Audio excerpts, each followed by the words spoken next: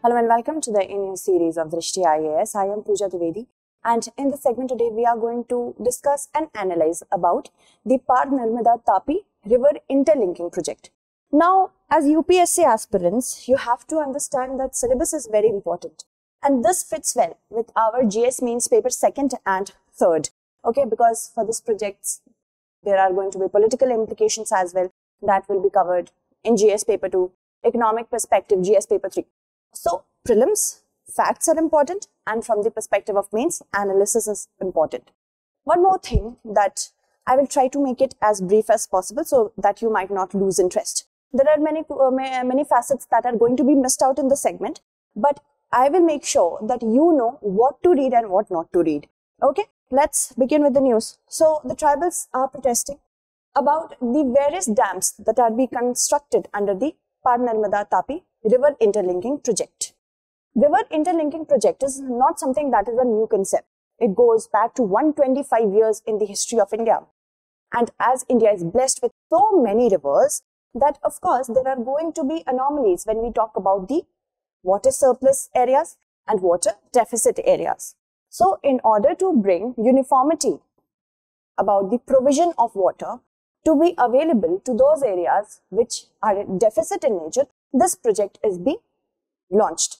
And this project, as I told you, goes back to 125 years. So we will talk all about that.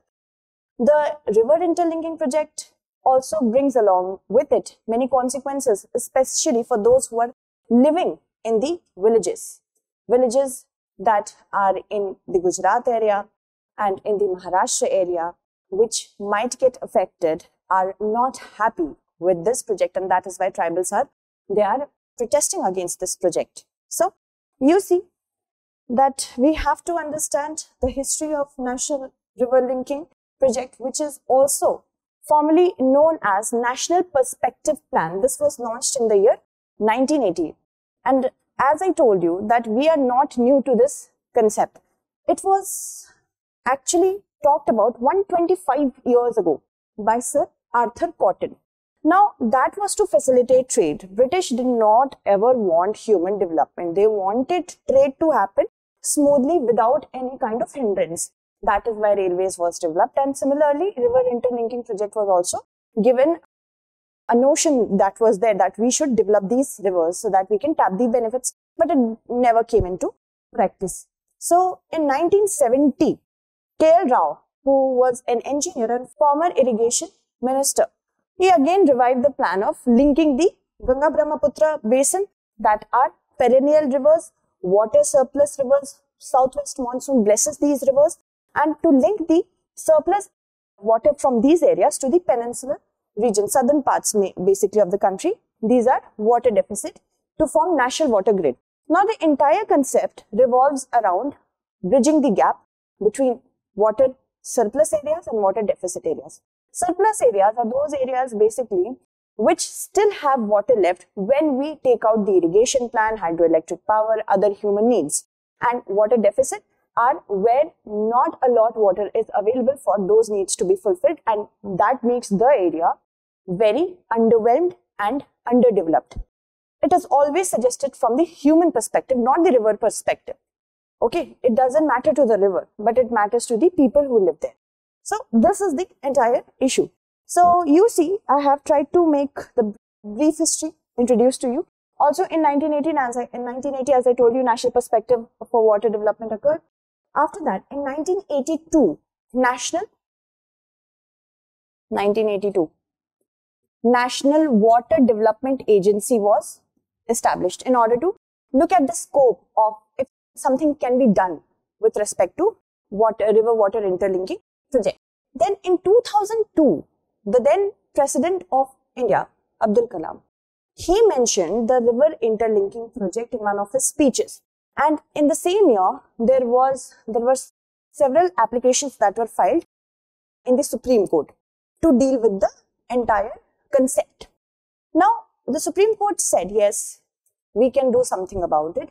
And in the same year, that is 2002, a task force was appointed and a deadline of 2016 was set to have an analysis of the entire project, and it would link 37 rivers. There are 37 interlinking projects, but nothing concrete could happen. There was also a point that was raised by many activists that although we can say that Supreme Court is the upholder of fundamental rights, but Supreme Court cannot form any committee with respect to making those fundamental rights available, because this is what? This is the work of the Parliament, not the Supreme Court, right? So, on February 27, 2012, Special Committee for Interlinking of Rivers headed by the Minister of Water Resources was formed, and this was by the Supreme Court. Okay, that is what I was talking about. Moving on. Then what happened? That proper plan was set up, and after that, since the year 2016, we have been seeing that many interlinking projects are coming into being. This is the component of cost for implementing the plan in terms of NRLP, and you see the Himalayan rivers, the peninsular and the hydroelectric, again for power and irrigation. So there are many components to be taken care of. National Water Linking Project or National Perspective Plan talks about two parts, Himalayan rivers and peninsular rivers. Himalayan rivers are majorly the surplus one, while the peninsular and central and southern India rivers are not that perennial. So we have to make sure that there are 14 components, 14 interlinking project in the Himalayan region, okay, and 16 in the peninsular region or southern region. So these two will link 37 rivers, and that will be done with 14 plus 16, that is 30 interlinking project Ken Betwa and everything else. So as you see, Himalayan component Manas, Sankosh, Tista Ganga, we have Kosi Gagra, Gandak Ganga, Gagra Yamuna. For Peninsula, there is Mahanadi, Mahanadi Godavari, Godavari Krishna. So these are the many. So you have to understand that this map is going to show you that, the linking projects. If we talk about the Par Narmada Tapi river interlinking project, a memorandum of understanding was signed between Gujarat, Maharashtra and the central government on May 3rd, 2010. Keep in mind, majority of the dams that are going to be built, these are going to be built in the southern region of Gujarat.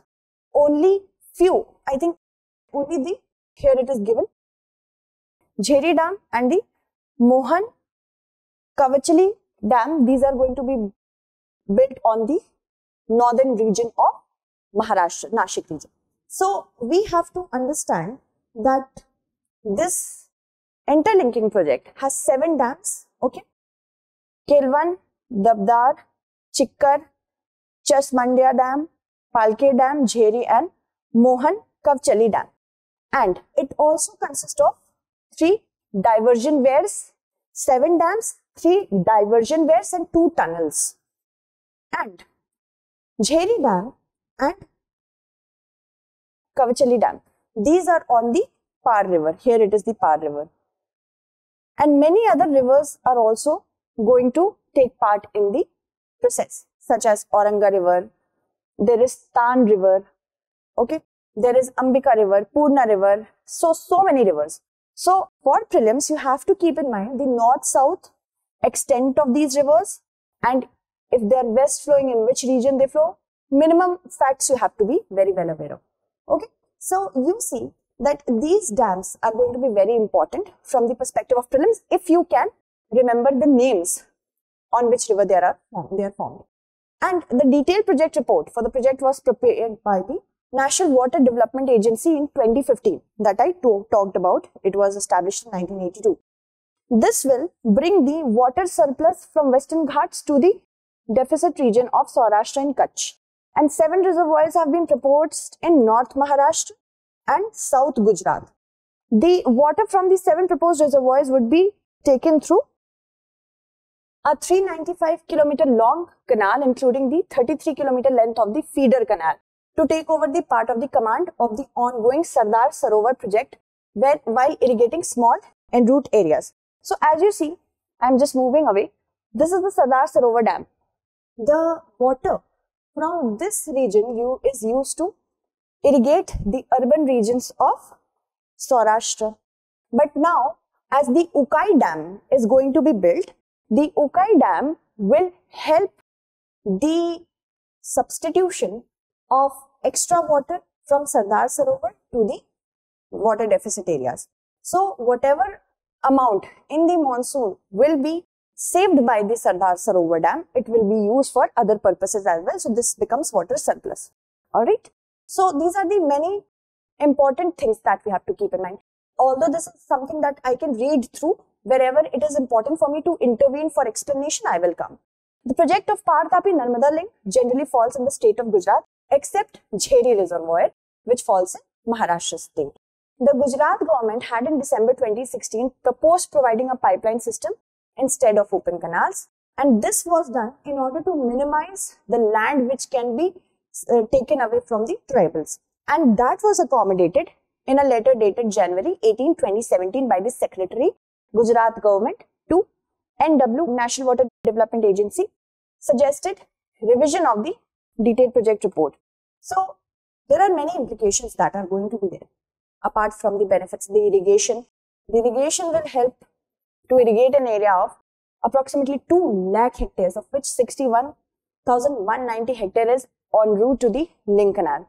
Also, Ukai Dam will harness the excess water that flows into the sea by interlinking the rivers. Then, hydroelectric projects can be made over there in order to provide power to the underdeveloped region, and the reservoirs will provide flood relief as well to the people residing in downstream areas. But according to NWDA's report, a lot will be harmed. About 6,065 hectares of land area will be submerged due to the proposed reservoirs. Approximately more than 2,000 people will be impacted.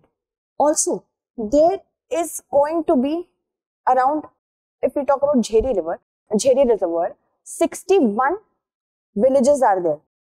One village will be completely submerged, 60 villages will be partially submerged. That is not a good thing to hear.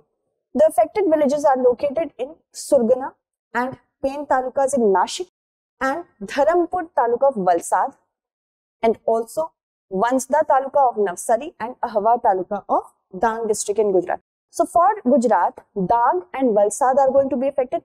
For Maharashtra, it's going to be Nashik. Okay. Moving on, if we talk about why there is a problem of the tribals displacement.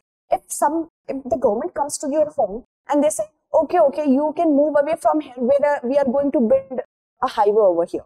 How will you react? You'll be like, okay, take my house, I will go to somewhere else and I will reside over there. Of course, you're not going to give it that easily, because apart from the monetary losses that you will incur, there are going to be problems with respect to starting from the scratch. You must have been living here for generations, for years and decades and hundreds of years, or even for 10-20 years, you might have made a life over there. How is it possible? Similarly, displacement is the problem. 3 public meetings have already taken place. 1 is taking place today. So tribals are not happy, because not only they will be displaced, but the problem will be there with respect to income. Their land, we call it, right, land to be mother in India. That is the entire thing. Moving on, if we talk about the way forward, not only rehabilitation is the only key. Rehabilitation has to be done, compensation has to be given, and also the proper social, mental, there are going to be social pressures and mental pressures with respect to changing the place that can also be counseled. We need counseling for that as well. Concerns of the tribals should be addressed. These should not be just brushed off as something, okay, these are minor protests, nothing matters. Dissent is a safety valve in a democracy, and we have to see that what we can do in order to minimize any sort of issues. There are going to be issues, we have to minimize them. Environmental implications can never, specifically in regions such as Gujarat, where we see that proper subduction might happen, the plates which might give rise to earthquakes, that can also be taken into account. So environmental implications have to be addressed. Let's move on and talk about our question. The National Perspective Plan, and we say it's the hydro development of India, discuss the implication of the plan and suggest the better way to move forward. Okay, so that's it for today. Tomorrow we shall meet again with another segment. Until then, stay updated and thank you so much for watching.